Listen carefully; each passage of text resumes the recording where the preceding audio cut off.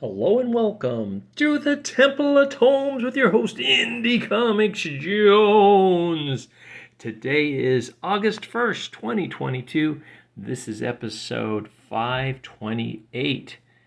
Today we're looking at Public Domain, issue number 2, coming out from Image at a whopping $3.99. Get a shot of my feet in there a little bit. Just want to say that this is a recommend.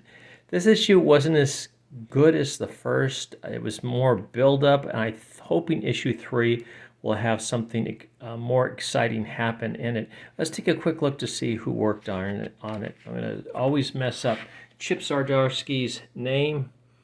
He is the writer, and then Alison O'Toole is the editor. I don't know if Chip's doing the art on this too. The art's just okay. It's nothing really fantastic. It's good enough though for this story, this type of story. The chapter 2 is the usual spot. So there's a lot of talking in this one. And if you recall in the first issue, what happened was this creator finds out that he actually owns the rights to one of these characters that has become very famous. They've made movies, all this licensing with t-shirts and toys and whatnot, lunchboxes, of course. And now he is trying to figure out whether or not to pursue this. He has this document here that proves that he is the owner. His two sons, Miles and Davis, are well, that's supposed to be, I guess, a little jokesy because the father, who I can't remember his name, he is a jazz fan, obviously, and so the wife, I think, kind of wants him to pursue it just because it is his legacy. He is getting older in his age. One of the sons is not as into going after it as the other one is. Miles is more into it than Davis is. And they've got somebody working on the inside. She's an assistant named Tanya as well. So they go and visit a lawyer to see what kind of options they have. And she kind of warns them it could go either way. It could be very good or it could be very bad, nothing too much. The father's just kind of tired of it. He just wants to draw. He just wants to create. That's kind of his deal.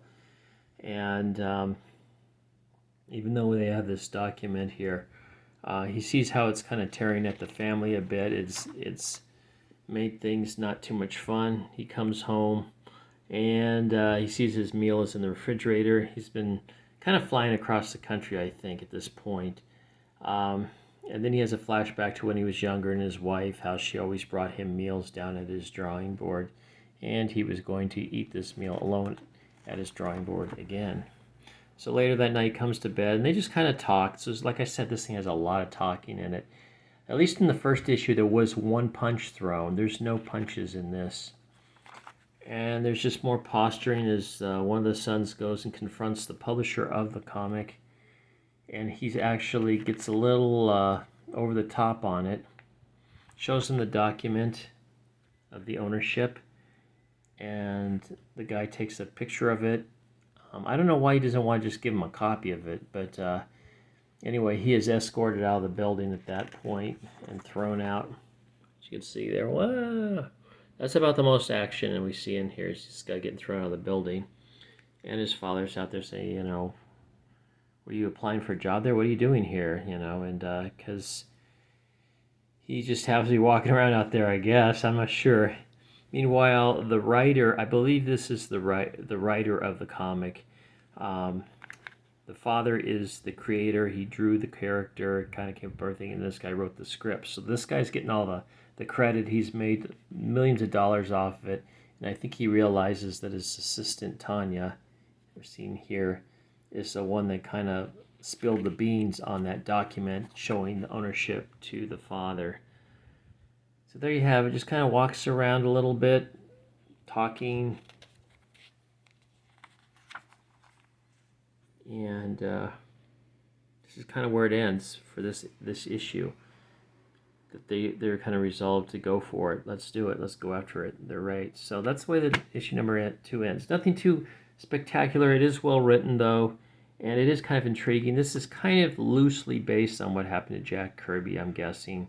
and also the creators of Superman to some extent.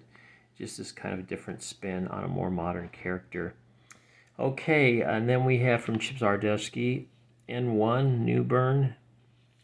I don't know anything about this comic, but there you go. And this is actually a trade paperback. And then we have the symbol for the domain. And public domain is just the name of the comic. The actual name of the character that they are fighting over, the superhero, I believe is just the domain, if I recall that correctly. So there you have it. It is a recommend. It is a slow burn at this point, so hopefully the action will pick up. I think the corporation is going to try to do something to the family in the future, so we'll see what happens in issue number 3. So thank you very much for stopping by and watching this comic book review on this video today. As always, please like, please subscribe if you haven't. We're up to 310 subscribers now. Please leave comments if you wish, and we'll see you next time at the Temple of Tomes. This is Indie Comics Jones bidding you adieu.